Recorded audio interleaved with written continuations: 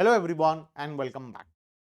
कुछ theoretical topics अभी भी हमें पढ़ने हैं, जैसे कि परमानेंट अकाउंट नंबर के बारे में हमें पढ़ना है, पैन नंबर, क्योंकि इनकम टैक्स में हर एक ट्रैकिंग पैन नंबर के बेसिस पर ही होता है। अगर पैन नंबर नहीं है तो इनकम टैक्स में तुम्हारा कोई काम नहीं। बात समझ रहे हो? आधार नंबर क्या होता है? मल्टीपल इंसान मल्टीपल पैन कार्ड बना लेता था पहले। मान लो मेरा 5 ठो पैन कार्ड है, अगर मैं ऐसा कर लूँ तो मैं 5 ठो पैन कार्ड बना लूँ, 5 अलग-अलग नंबर से 5 अलग-अलग ट्रांज़ैक्शंस करूँ, तो इनकम टैक्स डिपार्टमेंट मुझे कैसे पकड़ेगा? कि कोई इंडिया छोटा-सा कंट्री थोड़ी है कि डिपार्टमेंट हर एक इंसान के बारे में पता लगा लेगा।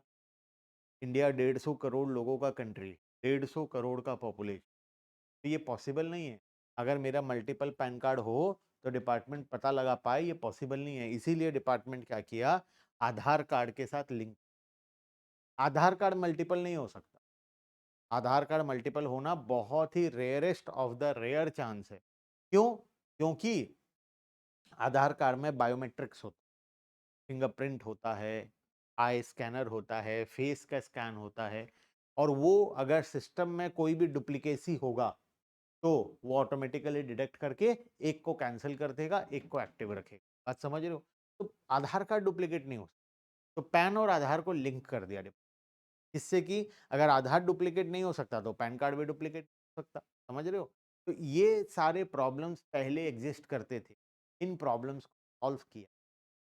साथ में हम पढ़ेंगे कौन से फॉर्म्स, जो कि अभी का टॉपिक है हमारा। आज हम दो टॉपिकों के बारे में बात करने वाले हैं। एक तो प्रेस्क्राइब्ड फॉर्म्स के बारे में, हम पिछले क्लास में रिटर्न्स के बारे में बात की है, रिटर्न का टाइम लिमिट देखे, कौन से सेक्शन में फाइल करना है, जो हम रिटर्न फाइल करेंगे, रिवाइज रिटर्न फाइल करेंगे, अपडेटेड रिटर्न के बारे में देखे, बिलेटेड रिटर्न के बारे में देखे। हम ये सब चीज पढ़ लिए लास्ट क्लास। अभी हमें फॉर्म्स जानना है। फॉर्म्स में तुम्हें लॉगिन करके भी दिखाया था ना मेरा आईडी, जिसमें दो फॉर्म दिखा रहा था, ITR 1 और ITR 4, दो दिखा रहा था।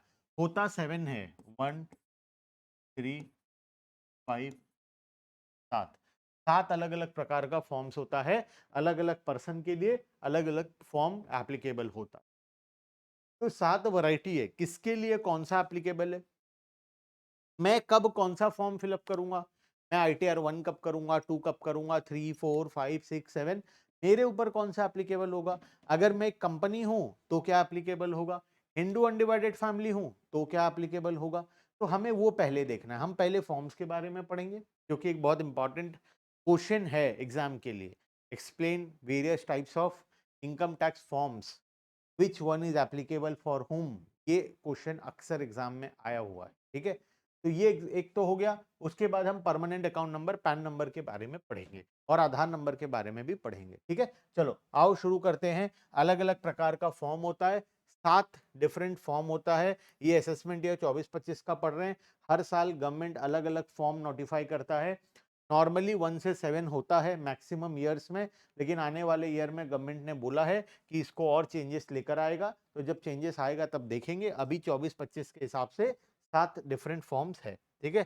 कौन सा किसके लिए? सबसे पहला है ITR 1, income tax return form number 1। ये किसके लिए होता है? ये इंडिविजुअल के लिए होता है। इंडिविजुअल फाइल करता है। कौन इंडिविजुअल फाइल करता है? इसमें कुछ कंडीशंस हैं। बीइंग अ रेसिडेंट, एक रेसिडेंट होना चाहिए।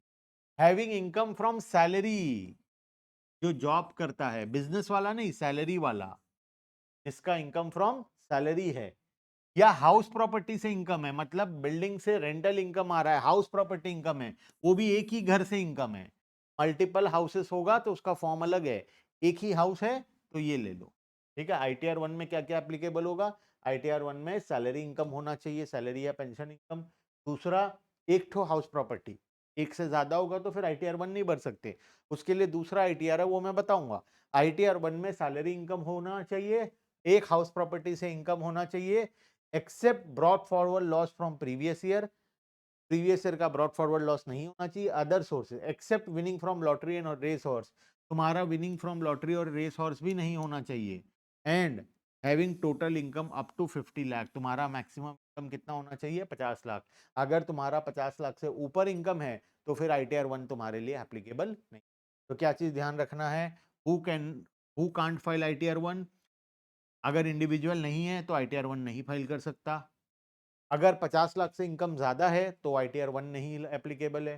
सैलरी इनकम नहीं है तो ITR 1 एप्लीकेबल नहीं। Return in ITR 1 can not be filed by individual if he has agriculture. अच्छा, एग्रीकल्चर इनकम का भी एक रूल है। Agriculture income not chargeable to tax exceeding 5000। अगर तुम्हारा एग्रीकल्चर इनकम है 5000 से ज्यादा, क्योंकि एग्रीकल्चर इनकम क्या होता है, टैक्स फ्री होता है। तो अगर टैक्स फ्री इनकम है तुम्हारे पास एग्रीकल्चर वाला, तो फिर तुम ITR 1 नहीं फाइल कर सकते। हाँ, 5000 से छोटा इनकम है, नॉमिनल सा 2-4 हजार है, तो तुम ITR 1 भर दो, लेकिन 5000 से ऊपर है तो ITR 1 नहीं भर सकते। सर ऐसा इतना सारा कंडीशन क्यों लगाया है? एक फॉर्म बना देता सबके लिए? नहीं, इसका नाम क्या है? सहज। सहज मतलब आसान। गवर्नमेंट को रूल्स एंड रेगुलेशंस इजी करने हैं। मेजॉरिटी ऑफ द एम्प्लॉइज जो काम कर रहे हैं इंडिया में, वो इस कैटेगरी में आते हैं। उनका सैलरी इनकम होता है, एक छोटा सा घर होता है, उनका सैलरी 50 लाख से ज्यादा होता भी नहीं है, लॉटरी वॉटरी का इनकम कुछ होता भी नहीं है नॉर्मली, एग्रीकल्चर इनकम भी खास होता नहीं है। बेसिकली ये कैटेगरी के बहुत सारे लोग हैं, इसलिए इनको एक सिंपल सा फॉर्म दे दिया। ITR 1 बहुत ही सिंपल सा छोटा सा फॉर्म है, वो भर दो, काम खत्म। इजी करना है ना प्रोसेस को, डिफिकल्ट थोड़ी करना है। अगर सबके लिए एक फॉर्म निकाल दे तो सोचो वो फॉर्म कितना बड़ा होगा। उसमें सैलरी का भी सारा रहेगा, हाउस प्रॉपर्टी का भी सारा रहेगा, कैपिटल गेन का भी सब रहेगा, बिजनेस प्रोफेशन भी रहेगा, अदर सोर्सेस भी रहेगा, set of, carry forward, clubbing, समझ रहे हो? उसके बाद रिबेट का सेक्शन, इनकम टैक्स कैलकुलेशन वाला पार्ट, फिर अगर कोई एग्जम्पशन है तो वो, रिलीफ वाला पार्ट, रिबेट एंड रिलीफ वाला, मतलब क्या क्या नहीं रहेगा सोचो तुम। मतलब कम से कम भी 500 पेज का फॉर्म बन जाएगा अगर एक ही फॉर्म में सब कुछ डाले तो। ठीक है, इसीलिए तो जो ये कैटेगरी के बहुत सारे एम्प्लॉइज हैं इंडिया में, इसलिए इनके लिए छोटा सा ITR 1 अलग से बना दिया। बात समझ में आया? ऐसे ही ITR 2 बनाया। ITR 2 किसके लिए है? For a person being an individual और हिंदू अनडिवाइडेड फैमिली। अगर HUF है, क्या ITR 1 HUF के लिए था? नहीं, ITR 1 सिर्फ और सिर्फ इंडिविजुअल के लिए था। ये इंडिविजुअल और HUF दोनों के लिए है। Where the total income does not include income derive from business profession. जिस इंसान का बिजनेस प्रोफेशन में इनकम नहीं होता है, अदर सोर्सेस में इनकम होता है, या सैलरी में होता है, या किसी और हेड में होता है, वो सब फाइल करते हैं ITR 2। ठीक है, ITR 3 किसके लिए है? ITR 3 है for a person being individual और हिंदू अनडिवाइडेड फैमिली। इंडिविजुअल हो या हिंदू अनडिवाइडेड फैमिली हो, अदर देन इंडिविजुअल और Hindu undivided family refer to in clause A और क्लॉज सी और clause C I being derived income from business profession. इनको छोड़कर जो यहाँ हैं, ITR 2 वाले को छोड़कर, अब जो बच गए इंडिविजुअल और HUF, वो यहाँ आ जाएंगे ITR 3 के। क्लियर है? अच्छा, यहाँ पे ना वो पार्टनरशिप फॉर्म में पार्टनर वाले भी आ जाते हैं ITR 3। ठीक है, वो भी मैं तुम्हें बताऊंगा आगे जा। आ जाओ, ITR 4 सुगम।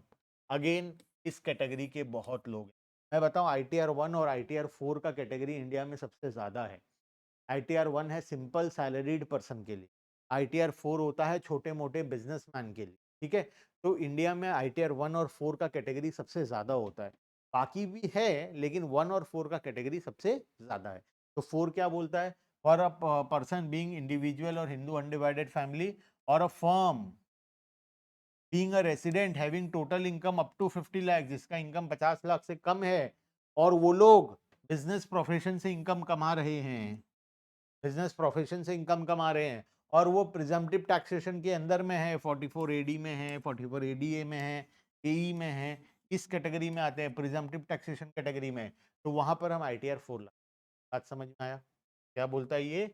इंडिविजुअल HUF फर्म जो बिजनेस प्रोफेशन इनकम कमा रहा है, वो सब ITR 4 के आएंगे, प्रोवाइडेड उसका इनकम 50 लाख से कम है और वो प्रिजम्पटिव टैक्सेशन के अंदर आते हैं। मतलब इनका ऑडिट एप्लीकेबल नहीं है इनके ऊपर। जिनके ऊपर ऑडिट एप्लीकेबल होता है उनके लिए ITR 3 होता है, जिनके लिए ऑडिट एप्लीकेबल नहीं है वो ITR 4 में आ जाए। ITR 5 इसके लिए, for a person not being an individual, ये इंडिविजुअल के लिए नहीं है, और Hindu undivided family. 1 to 4, 1 to 4 में इंडिविजुअल HUF थे। ठीक है, 1 में तो इनफैक्ट HUF था भी नहीं। HUF के लिए 2, 3, 4 तीन ऑप्शन है, तीनों में से एक चूज करना है। इंडिविजुअल के लिए 1, 2, 3, 4 चारों में से कोई एक चूज करना है। ITR 5 किसके लिए है? इंडिविजुअल या HUF नहीं होने चाहिए, और अ कंपनी और a person to whom ITR 7 is applicable, basically for partnership firm, LLP, cooperative society and AOP BOI, इनके ऊपर ये ITR 5 लग जाता है। ठीक है, ITR 6 किसके लिए है? For a company not being a company claiming exemption under section 11 other than those required to file under section 139 4A और 140, इतना डिटेल में नहीं जाना है, ये उनके लिए होता है। ये एक स्पेशल कैटेगरी ऑफ कंपनी के लिए होता है, जो कंपनी क्लेम एग्जम्पशन क्लेम नहीं करता, उनके लिए ITR 6 होता है। ठीक है, एग्जम्पशन क्लेम करने वाले के लिए ITR 5 है ना। ITR 7 आखिरी ITR किसके लिए होता है? ये बेसिकली ट्रस्ट, सोसाइटी, समझ रहे हो, कॉलेजेस, स्कूल्स, यूनिवर्सिटीज, इन लोगों के लिए। ठीक है, ITR 7 के for person including companies required to furnish return under section 139A, मतलब बेसिकली जिनका ऑडिट होता है, ये ITR 7 वाले यहाँ पर आ जाते हैं। ठीक है, क्लियर है? कैटेगरी सेक्शन दिया हुआ है। अच्छा, तुम बोलोगे सर ये सेक्शन क्या क्या दिया हुआ है, हमें समझ में नहीं आ रहा है। सेक्शन को डिटेल में नहीं समझ सकते, बात को समझो। इनकम टैक्स जो लॉ है ना, वो 50,000 पेजेस का है। हम पढ़ कितना रहे हैं? हम हार्डली हार्डली उसका 1%, 1% भी नहीं, 500 पेज भी नहीं पढ़ रहे हम। समझ रहे हो लॉजिक, समझ रहे हो? तो ये सारे सेक्शंस को चाह कर भी एक्सप्लेन नहीं कर सकता। क्यों नहीं कर सकता? रीजन ये तुम्हारे लिए रेलेवेंट ही नहीं है। तुम्हें समझना है 7 ITR फॉर्म्स होता है, कौन सा किसके लिए एप्लीकेबल है, बस 1 2 3 4 5 6 7 लिख देना, और उसमें कौन सा इंडिविजुअल के लिए, HUF के लिए, कौन से कैटेगरी में क्या है वो लिख देना, बात खत्म। ठीक है, सेक्शन याद कर पाओ तो कर लो, नहीं कर पाओ तो जयराम जी की छोड़ दो। ठीक है, आ जाओ लास्ट में ITR भी, ये एक इंपॉर्टेंट पेपर होता है। जब तुम इनकम टैक्स रिटर्न फाइल कर लेते हो, गवर्नमेंट को ITR ऑनलाइन डिपॉजिट करते हो, तो अक्सर पहले क्या प्रॉब्लम हुआ पता है? बहुत पहले की बात है ये, कम से कम 20-25 साल पहले की बात बता रहा हूँ। 20-25 तो नहीं हुआ होगा, ITR ये 2013, 12, 13, 14 तरफ की बात बता रहा हूँ। नया नया ऑनलाइन फॉर्म्स आया था, लोग ऑनलाइन जाकर ITR भर देते थे। ठीक है, ITR ऑनलाइन भरने के बाद वहां पे दिखाता था you have successfully filed ITR। हम खुश हो जाते थे, अरे भाई बढ़िया, सक्सेसफुली हो गया। 8 दिन बाद मैं लॉगिन किया, चेक किया, वहां दिखा रहा है आपने नहीं भरा ITR। मैं डर गया, तो बोला 8 दिन पहले तो भरा था मैं, ये कहाँ गायब हो गया? टेक्निकल प्रॉब्लम्स की वजह से वो ITR ऑटोमेटिकली गवर्नमेंट के सर्वर से डिलीट हो गया। फंसेगा कौन? अच्छा, क्या तुम इनकम टैक्स डिपार्टमेंट में प्रूफ कर पाओगे कि मैं भरा था, ये तुम्हारी सिस्टम की गलती है? डिपार्टमेंट क्या बोलेगा? अरे चाओ जाओ यहाँ से जाओ, तुम नहीं भरे हो और आ गए हमारे पास। लेकिन रियलिटी क्या है? हमने भरा था ITR, हमने टाइमली सब कुछ काम किया था, लेकिन सिस्टम के प्रॉब्लम की वजह से हमारा रिटर्न डिलीट हो गया है, और अब वो ऑफिसर्स लोग इस बात को मानने के लिए तैयार नहीं है, हमारे पास कोई प्रूफ नहीं। तो डिपार्टमेंट क्या किया? ITR V का system, it is a proof. आप जब ITR ऑनलाइन डिपॉजिट करते हैं, तो वहां से एक एक्नॉलेजमेंट जनरेट होता है, उसको आप प्रिंट करेंगे और उसको अपने पास रखेंगे। ये प्रूफ है वो पेपर कि आपने ऑनलाइन इनकम टैक्स रिटर्न जमा कर दिया है। अब चाहे आपके पोर्टल में दिखाए या ना दिखाए, वो डिपार्टमेंट की गलती है। अगर आपके पास वो ITR V का पेपर प्रिंट आउट है आपके पास, आप उसको ले जाकर दिखा सकते हैं कि देखो हमने भरा था, तो उन लोगों को मानना ही पड़ेगा, चाहे वो सिस्टम में कोई प्रॉब्लम हो, डिपार्टमेंट का कोई प्रॉब्लम हो, हमें कोई फर्क नहीं पड़ता। हमने रिटर्न भरा है, उसका प्रूफ क्या है? ITR का जो एक्नॉलेजमेंट होता है वो, जिसको हम ITR V बोलते हैं, का नाम क्या है? ITR-V। क्लियर है बात? Where the data of return of income is transmitted electronically without digital signature और without electronic verification code, ITR V आता है। अच्छा, इलेक्ट्रॉनिक, आजकल तो इलेक्ट्रॉनिक, ये पहले की बात कर रहा है, विदाउट डिजिटल सिग्नेचर और विदाउट इलेक्ट्रिकल वेरिफिकेशन कोड। आजकल डिजिटल सिग्नेचर हो चाहे ये हो, हर में ये पेपर जनरेट होता है जिसका नाम है ITR V। अच्छा, अगर पहले तुम इसको जनरेट नहीं कर पाते थे, अगर पहले मान लो ऑनलाइन वेरिफिकेशन कोड नहीं था, तो हम क्या करते थे? इनकम टैक्स रिटर्न सबमिट करते थे, सबमिट करने के बाद वहां से एक पेपर जनरेट होता था जिसको हम ITR V बोलते थे। उस पेपर में हम हमारा साइन करते थे, साइन करके उस पेपर को कोरियर करते थे। ठीक है, किसके पास? इनकम टैक्स डिपार्टमेंट के। वो प्रूफ था कि हमने ही भरा है। या ऐसा भी तो हो सकता है ना, मेरा आईडी कोई चुरा कर लॉगिन कर ले और मेरे बिहाफ पर जाकर डिटेल जो मन में आया वो डिटेल भर के फाइल कर दे, मैं फंस जाऊंगा। डिपार्टमेंट मेरे घर आ जाएगा, वहां पर दिखा दे 10 करोड़ का इनकम है मेरा, मैं फंस जाऊंगा, है ना। तो मेरे को फंसाने के लिए कोई मेरे साथ ऐसा कर सकता है। तो इसके लिए गवर्नमेंट क्या किया था कि तुम ई वेरीफाई करो, वेरिफिकेशन करो कि तुमने भरा है। आज के दिन में ऑनलाइन वेरिफिकेशन होता है, आधार ओटीपी के थ्रू, डिजिटल सिग्नेचर्स के थ्रू, और भी बहुत सारे तरीके। पहले जब आधार ओटीपी नहीं था, डिजिटल सिग्नेचर नहीं था, तो हम क्या करते थे, ऑनलाइन रिटर्न फाइल करने के बाद पेपर प्रिंट करते थे, कुछ साइन मारते थे, साइन करके कोरियर करते थे, और जब उनके पास कोरियर पहुंच जाता था तो ये प्रूफ हो जाता था कि ऑनलाइन जो हमने रिटर्न सबमिट किया है वो हमारे द्वारा ही किया गया। वो सिग्नेचर मैच करेंगे, ओके है, मतलब वो अप्रूव हो जाए। क्लियर है बात। तो इस तरीके से काम पहले होता था। आज तो इलेक्ट्रॉनिक वेरिफिकेशन कोड आ गया है, डिजिटल सिग्नेचर आ गया है, और भी बहुत सारे कुछ आ गए हैं ऑनलाइन वेरिफिकेशन। आ जाओ परमानेंट अकाउंट नंबर के बारे में पढ़ते हैं, पैन नंबर के। पैन नंबर एक 10 डिजिट का नंबर होता है जो कि हर एक इंसान का होता है। पैन नंबर एक 10 डिजिट का नंबर होता है जिसको हम परमानेंट अकाउंट नंबर बोलते हैं। फटाफट से पढ़ेंगे, एकदम ही आसान सा है लेकिन एग्जाम पॉइंट ऑफ व्यू से इंपॉर्टेंट है। ठीक है, टैक्स डिपार्टमेंट हर एक इंसान को 10 डिजिट का नंबर देता है, पैन नंबर होता है। ये एक अल्फा न्यूमेरिक नंबर होता है। ठीक है, और इस नंबर में 10 डिजिट्स होते हैं। नॉर्मली पहला 5 डिजिट्स होता है, उसके बाद 4 नंबर होता है, उसके बाद एक और डिजिट। ये अल्फाबेट्स हो गया, और लास्ट में ये 1 कुछ इस प्रकार का होता है। बीच का 4 नंबर्स होता है, लास्ट में अल्फाबेट होता है, 5 होते हैं। ठीक है, तो ये हमें गवर्नमेंट के थ्रू मिलता है। नॉर्मली कौन अप्लाई करता है, who is required to have a PAN card, the following person are required to apply for PAN card within prescribed time. किस किस के पास पैन कार्ड होना चाहिए। पहला, कोई भी वो इंसान जो ट्रांजैक्शन कर रहा है, total income of a person exceeding maximum exemption limit, जिसका इनकम मैक्सिमम ज़्यादा है, वो पैन कार्ड अपना अप्लाई करेगा। कितना दिन से पहले, असेसमेंट ईयर के कंप्लीट होने के 31 मई तक तुमको अप्लाई कर लेना है। If the total income of any person in the respect of हुम is responsible exceed the maximum, अगर किसी और के इनकम के लिए तुम रिस्पॉन्सिबल हो, जैसे माइनर का इनकम मेरे नाम पे क्लबिंग होने वाला है, तब भी तुम्हें पैन कार्ड अप्लाई कर लेना।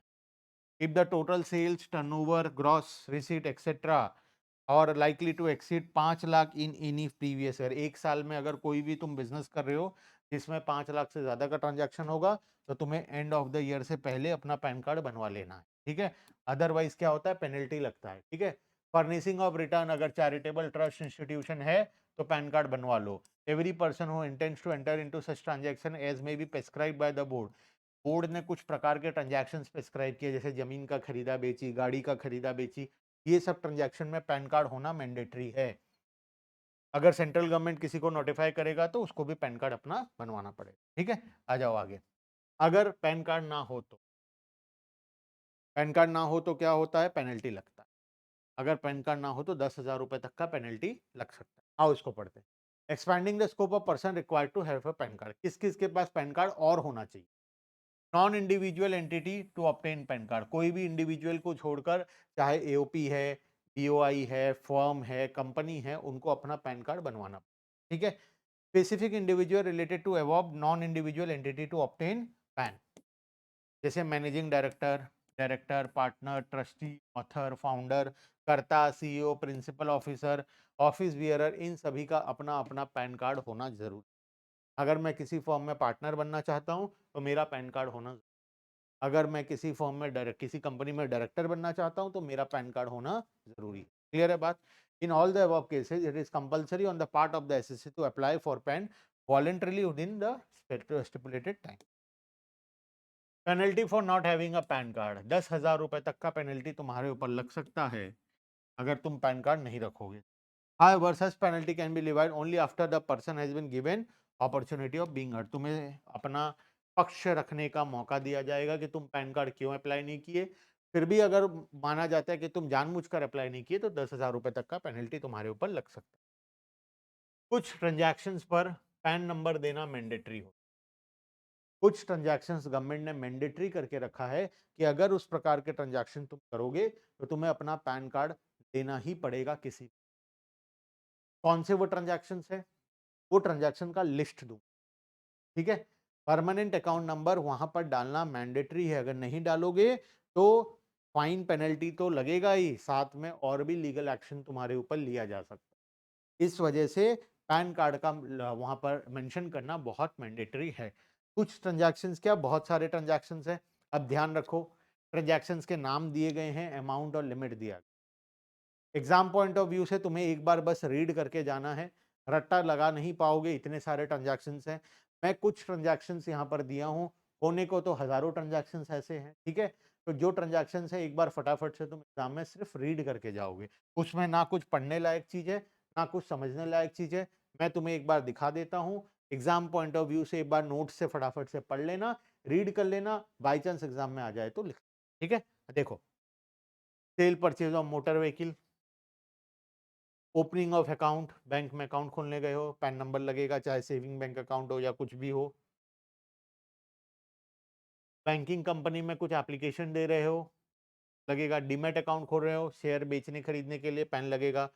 होटल या रेस्टोरेंट का बिल है वन टाइम, ट्रांजैक्शन लगेगा, अगर 50,000 से ज़्यादा का बिल है तो। उसके बाद ट्रैवल, फॉरेन कंट्री में जा रहे हो, 50,000 रुपए से ज़्यादा का ट्रैवल है तो पैन कार्ड देना पड़ेगा। म्यूचुअल फंड परचेज कर रहे हो, 50,000 से ज़्यादा का, पैन कार्ड देना पड़ेगा। बेसिकली मानकर चलो, हर ट्रांजैक्शन जो 50,000 से ऊपर है उसमें तो देना ही पड़ेगा पैन कार्ड, ठीक है? तो बहुत सारे ऐसे ट्रांजैक्शन का लिस्ट दिया गया है यहाँ पर, ये सभी को एक बार रीड कर लेना। और भी ऐसे बहुत सारे ट्रांजैक्शन हैं।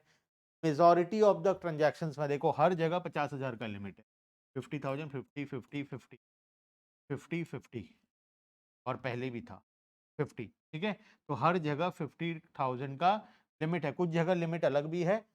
यहाँ पर जैसे टाइम डिपॉजिट, बैंकिंग कंपनी में फिक्स डिपॉजिट कर रहे हो, पोस्ट ऑफिस में या कहीं पर, अगेन 50,000 से ट्रांजैक्शन ज्यादा होगा तो देना पड़ेगा। वैसे और भी ऐसे हजारों ट्रांजैक्शन है। इंश्योरेंस खरीद रहे हो, सेल परचेज ऑफ सिक्योरिटीज कर रहे हो, जमीन का खरीदा बेची कर रहे हो, गाड़ी खरीदा बेची कर रहे हो, ये सब ट्रांजैक्शन, इमूवेबल प्रॉपर्टी में डील कर रहे हो, 10 लाख से ज्यादा, कोई भी प्रकार का इस टाइप का ट्रांजैक्शन होगा तो वो पैन कार्ड को तुम्हें वहां पर मेंशन करना पड़ेगा। वो पैन कार्ड से इंफॉर्मेशन तुम्हारे डिपार्टमेंट को चला जाएगा, और अगर तुम उसके अगेंस्ट उस ट्रांजैक्शंस को अपने इनकम टैक्स रिटर्न में शो नहीं करते हो तब तुम फंस जाओगे। क्लियर है बात? आ जाओ। तो ये सारे ट्रांजैक्शन है, एक बार इसको पढ़ लेना, ठीक है? अब आते हैं, कहीं कहीं पर आधार नंबर का कोटेशन मैंडेटरी कर दिया। एक तो याद रखना, पैन और आधार को लिंक करना मैंडेटरी कर पैन और Aadhaar must be linked to each other. कोई भी पैन कार्ड जो आधार के साथ लिंक नहीं है वो इनवैलिड है, उसको इनवैलिड कर देगा और उसके बाद पेनल्टी लग जाएगा। तो आधार पैन मस्ट बी लिंक्ड, ठीक है? तो आधार नंबर कहां पर कोट करना है? हर इंसान का आधार नंबर तो होता ही है। Where to quote? In application of allotment, जब तुम पैन नंबर लोगे तो आधार नंबर वहां देना जरूरी है। इनकम टैक्स रिटर्न में आधार नंबर देना जरूरी है। अब हर एक चीज को डिपार्टमेंट आधार के साथ लिंक कर रहा है। क्यों? क्योंकि गवर्नमेंट जान गया है कि आधार डुप्लीकेट नहीं हो सकता। पैन कार्ड तो एक इंसान 100 भी बना लेता था पहले, अब क्या हो गया, पैन कार्ड आधार के बिना नहीं बनता। तो अब एक इंसान का एक ही पैन कार्ड होता है, ठीक है? तो इसीलिए आधार कार्ड ज्यादा इंपॉर्टेंट हो गया अब डिपार्टमेंट के लिए, तुम्हें ट्रैक करने के लिए। What if person does not have Aadhaar number? Such a person shall quote enrollment ID of the Aadhaar application from issued to him in the time of enrollment. Enrolment करवाएगा और enrolment ID को देगा, ठीक है, अगर आधार number नहीं है। Existing pan holder जो हैं वो आधार नंबर अपना सबमिट करेंगे और उसको आपस में लिंक करेंगे, ठीक है? Consequence in case of failure to intimate Aadhaar number, अगर तुम आधार नंबर नहीं देते हो तो तुम्हारा जो पैन कार्ड है उसको इनऑपरेटिव कर दिया जाएगा, मतलब पैन कार्ड को कैंसिल कर दिया जाएगा, ठीक है? और certain person not to quote Aadhaar number, कुछ कैटेगरी ऑफ पर्सन है जिनको अपना आधार नंबर नहीं देना पड़ता, वो उनको छोड़ दो। बाकी तुम मानकर चलो, यहाँ तक तुम्हारे सिलेबस में है, सभी को आधार नंबर अपना कोट करना पड़ता है पैन कार्ड के साथ। पैन किस ट्रांजैक्शंस में कोट होता है उसका लिस्ट दे दिया हूं, एक बार पढ़ के जाना एग्जाम के लिए, मोर देन सफिशिएंट। क्लियर है बात यहाँ तक? तो आज हम पढ़े 7 प्रकार का रिटर्न्स, पैन कार्ड के बारे में और आधार कार्ड के बारे में, ठीक है? चलो बाकी का टॉपिक नेक्स्ट क्लास में आगे कंटिन्यू करेंगे। Bye bye everyone.